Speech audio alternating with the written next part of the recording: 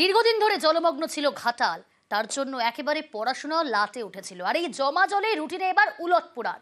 ঘাটালের স্কুলে ছুটির দিনেও ক্লাস। থই থই স্কুলে দীর্ঘদিন ধরেই বন্ধ ছিল পড়াশোনা, জল কমতেই এবার শুধুই পড়াশোনা। শনি রবিবার স্কুল খোলা রেখে পরীক্ষা। সুকান্ত রয়েছে সরাসরি। দারুণ উদ্যোগ সুকান্ত, ছুটির দিনে শনি রবিবার সেখানেও ক্লাস নেওয়া হচ্ছে, পরীক্ষা হচ্ছে। অভিভাবকরা তো স্বভাবতই খুব খুশি। একদমই প্রিয়াঙ্কা, দেখো স্থানীয় মানুষ অর্থাৎ অভিভাবকেরা কিন্তু সাধুবাদ জানাচ্ছে শিক্ষকদের এই উদ্যোগকে।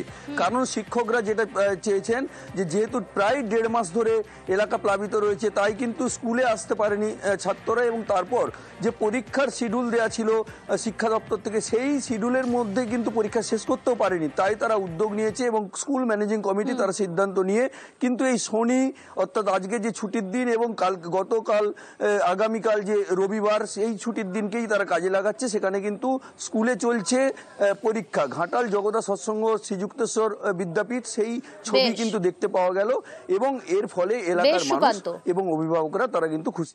এই যে একটা এই ধরনের সিদ্ধান্ত নিয়েছেন, আজকে শনিবার ছুটির দিন এবং আগামীকাল রবিবার ছুটি, তা সত্ত্বেও ওনারা যে আন্তরিকতার সাথে পরীক্ষা নিতে চেয়েছে, এতে আমরা অভিভাবকরা আনন্দিত, আপ্লুত এবং অভিভূত। ওনাদেরকে ধন্যবাদ এবং কৃতজ্ঞতা জানাই।